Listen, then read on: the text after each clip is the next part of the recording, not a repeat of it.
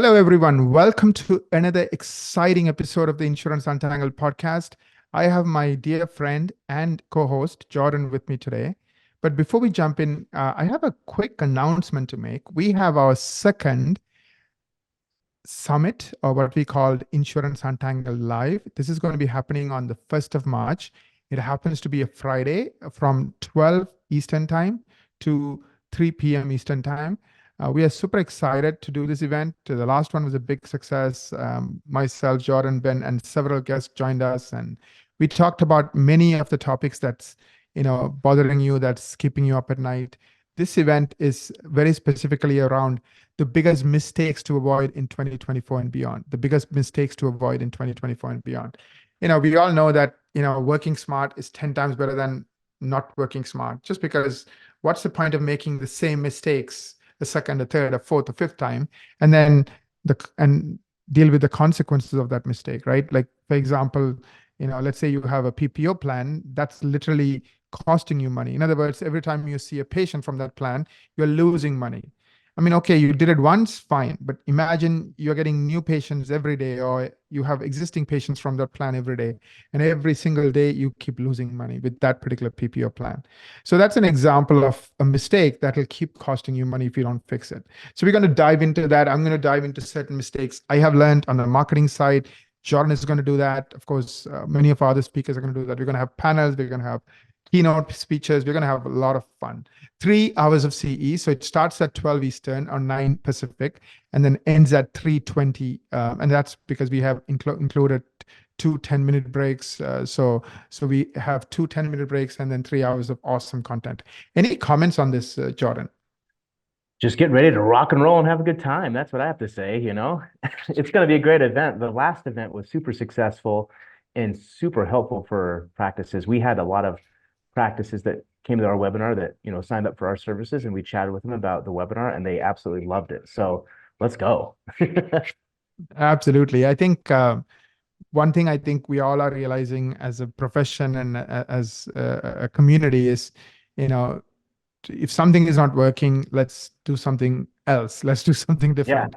Yeah. Like no point just, working harder or trying to, squeeze oil out of, a stone or something. Right? It's just impossible. So let's work smart instead. So I'm looking forward to it.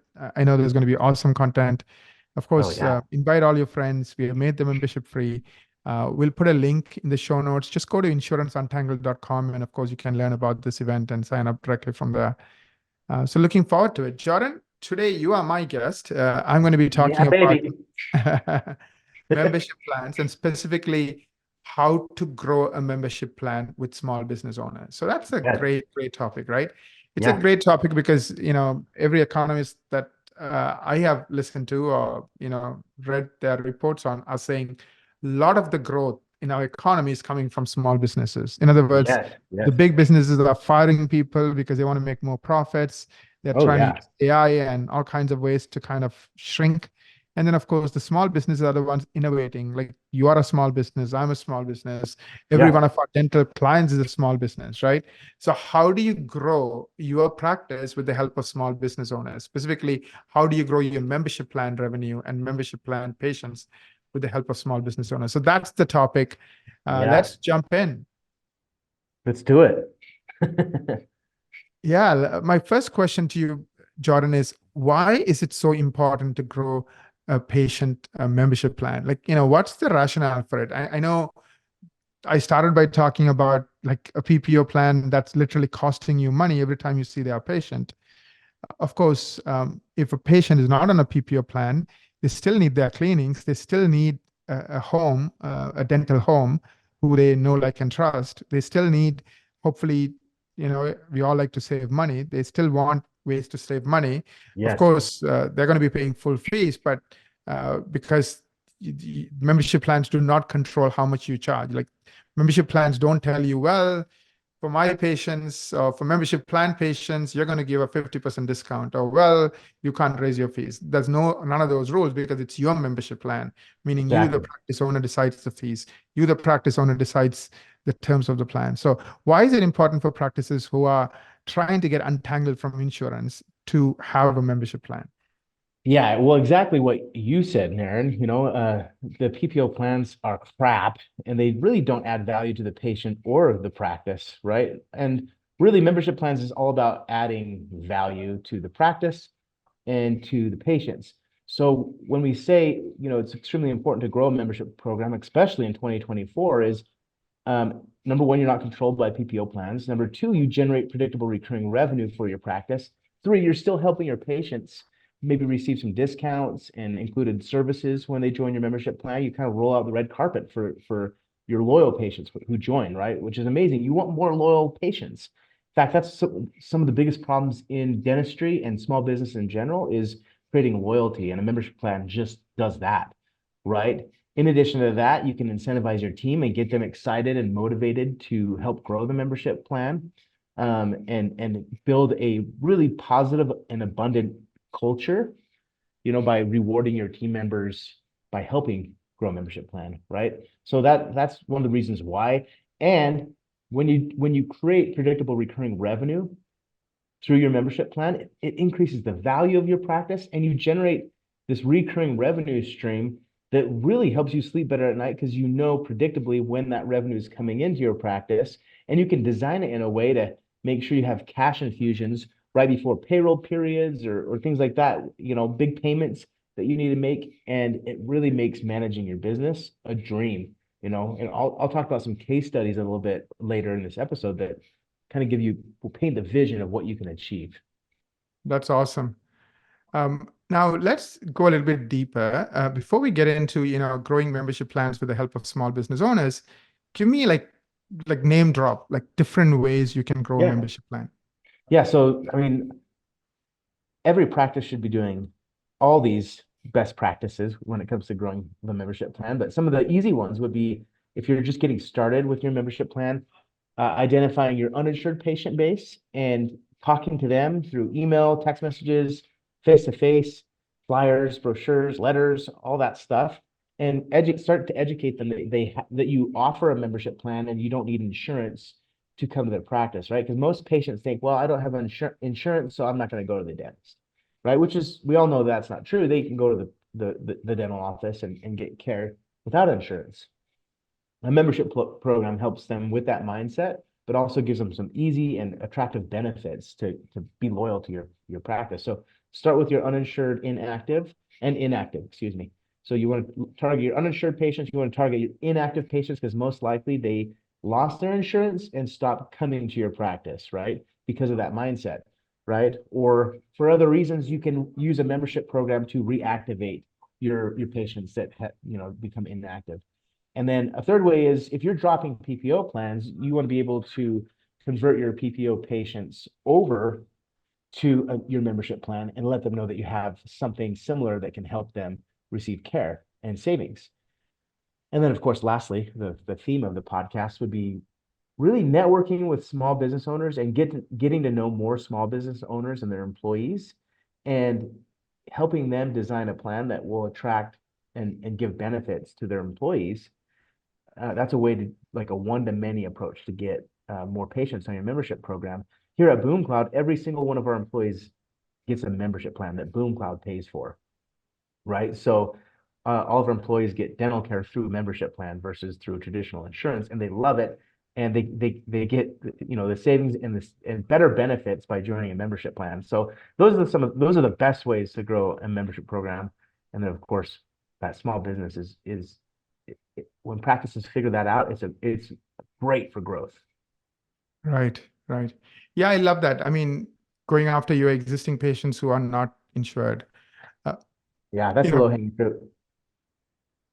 and let's go deep into this topic of how do we grow with the help of small business owners. Yeah, Now, for me, like a small business could be a dental practice. Of course, you're not selling this to the dental practices because they're your competition, but every other type of small, a florist, insurance agent, a furniture shop. Like, I mean, you name it, right? Every single business we see, restaurants, every single business we see in our community, like we drive and we go do business with, is a great place for you to get membership plan patients from, right? Because unfortunately or fortunately, I'm going to say fortunately, many of these small businesses can't afford the exorbitant fees charged by the PPO plans, right? Yeah, $1,000, $1,200. If I'm running a sure. restaurant, I cannot, I mean, if I have 50 people working in my restaurant because it's all That's a shift lot. based, Yeah, I cannot afford 50 grand, to give a PPO plan. And then they'll give me sure. crappy service, crappy, things anyway. So what's the point? It's just But complicated. Yeah.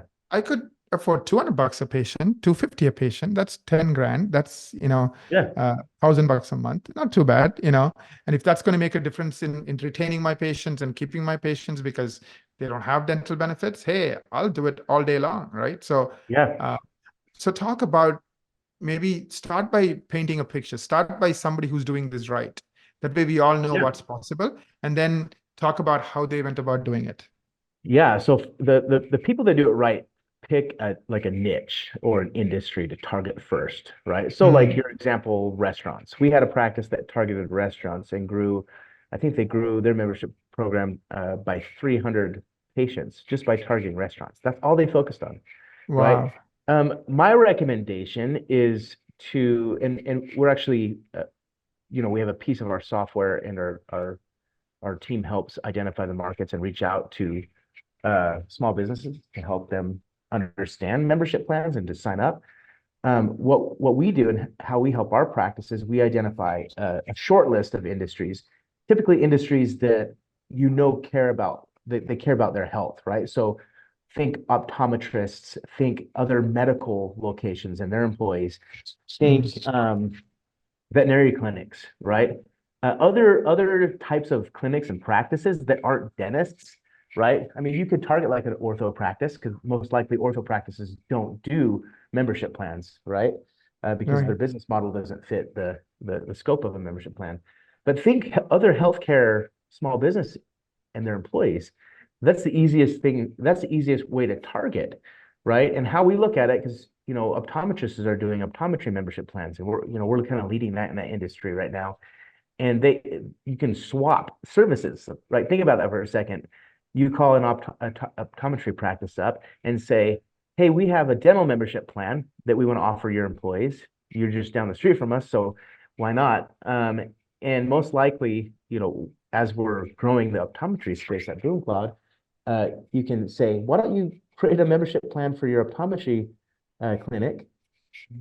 Offer that to your patients. We'll be the first business to buy as a dental office, and we'll give our employees vision care through your membership plan." So that's the best way to go about it because they understand and you can help each other out, which is a beautiful partnership. Helping the other medical healthcare clinics out. And Yeah. so really we're seeing a lot of success with that. But so And that's you what know I what? would, I'm just taking it a step further. They yeah, become friends. So maybe they don't mind having some of your flyers in their front desk, right? exactly. Yeah, Because no, like that's we go there, like all of us go there and they start, and yeah. people are like, "Oh, do you know these guys? Yeah, of course. This is the dental office all of us go to. So it's not only the power of like connecting with small businesses in the healthcare that you can benefit their employees, but Right. it's a great business partnership that you can also tap into their patient base. So it's double-sided. That's why I think it's some of the most important industries to target is the other healthcare clinics in your area, because they get it. They understand your business model Let because it's me very similar. Yeah, you said this one particular practice you're thinking of, went after a niche, and in that case, restaurants. But it doesn't matter what the niche is. We are recommending healthcare It, practices. it doesn't matter Like, that what the niche is. If like I'm here in Utah in Lehigh, and if a practice wants to target all the tech companies, that's a great opportunity too. But what I'm right, saying with the other healthcare industries is that it's double-sided, meaning you can yeah, capture their patients, they can capture your patients if they end up doing like a vision membership plan or right, I mean, choose your healthcare industry that does any type of maintenance, right? yeah, So that's what I recommend just because it's double-sided. It's patients and employees that you can get from the small business. And yeah. they're smaller deals, meaning like an optometry clinic, I think averages I think 6 or 7 employees. So it's an easier talking point. You're not dealing with corporations, meaning they have 100 plus or 50 plus employees, where then the sale becomes really complicated for the practice owner. And if you're not accustomed to like enterprise sales, let's call it that, it's going to be really difficult for your practice to scale that unless you have a dedicated person. I'm not saying you can't do that. You definitely can. That's why I like the small healthcare clinics in your local area to reach out to. It's because it's double-sided. You can capture their patients and their employees. So to me, that's the best because you get it's a two-sided approach with one conversation. Thank you so much. Yeah. I think probably a lot of doctors listening to this are saying, how do I do this? I get it Yeah. conceptually, understand I can go after small businesses, Yeah. but like I'm a dentist. You're telling me to I'm tied do to the chair. something I'm not comfortable with. So I don't know Sure. even where to begin, how to start, where to Yeah. go. Well, yeah, we've seen this in the industry, So, I mean, Boom Cloud, my team has created an offering that we're getting ready to launch. We're actually beta testing it for some new customers and existing customers. We actually helped, and we're building in our platform to identify automatically when you sign up for Boom Cloud in the zip code. When you put your zip code in on registration to our software product, it'll automatically find those industries like optometrists, veterinarian, chiropractors, all the healthcare industries. It'll automatically find those practices and capture their contact information, and you can easily send them like an email educating them about your membership plan, and they can actually sign up through the email, right? Because when you sign up for Boom Cloud, we automatically create these landing pages that are like pricing and sign up pages for your membership plan. So email outreach is always the easiest and the best. And then as you develop a relationship, you can go visit the clinics and small businesses and just get to know their team. And it's a basic relationship game, right? I would also recommend joining like networking groups, like small business networking groups. There's one called BNI. I used to be a part of it. And it's a way for you to meet other business owners in your local area and network with them and get referrals and even sign up their employees, right? So email outreach and phone calls, calling local businesses in your area, and then networking are the two major ways to really scale that small business outreach to get your membership plan scaled up. Absolutely.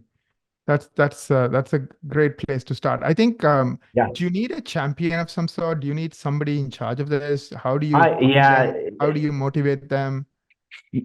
great question. And yeah, the answer is yes. You need a champion that you assign to in the office that owns this function of the business. It's actually a really fun function once you map it out correctly to your team members. You want to make sure you incentivize your team members to help grow the membership plan. In fact, some of our fastest growing membership plan practices that are growing 80 to 100 plus patients per month incentivize their teams. And we have a cool feature in Boom Cloud called the reward tracker that allows you to track the production, the enrollment or signups per team member. And you can create a leaderboard and a way to bonus them, right? Often our practices will like add a one-time enrollment fee when a patient signs up, call it $25 to $100, depending on the area you're in.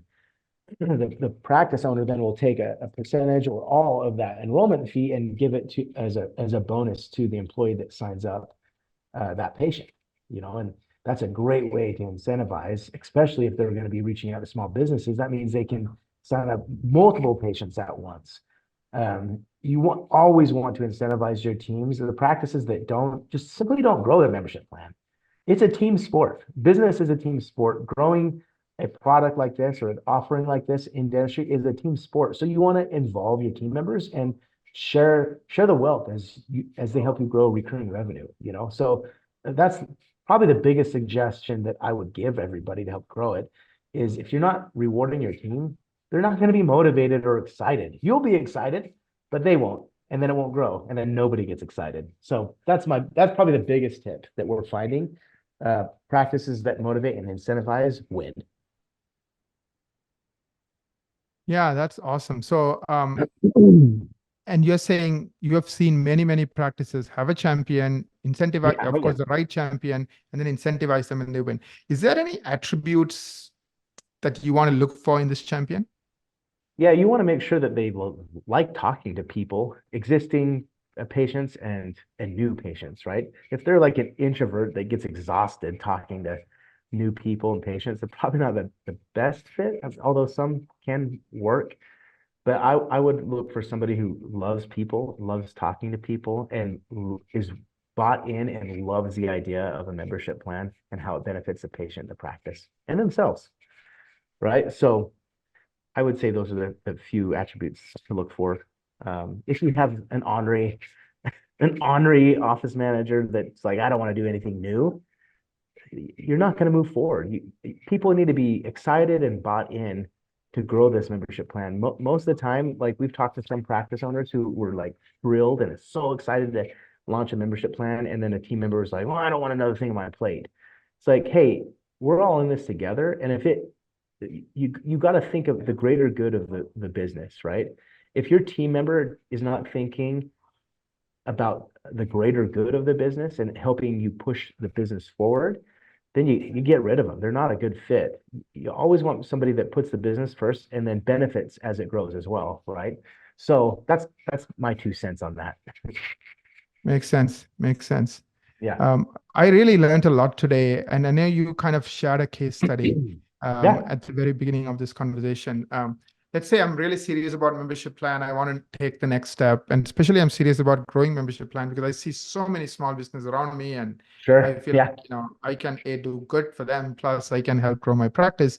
Where do I start? Are there any resources, any help that I can tap into?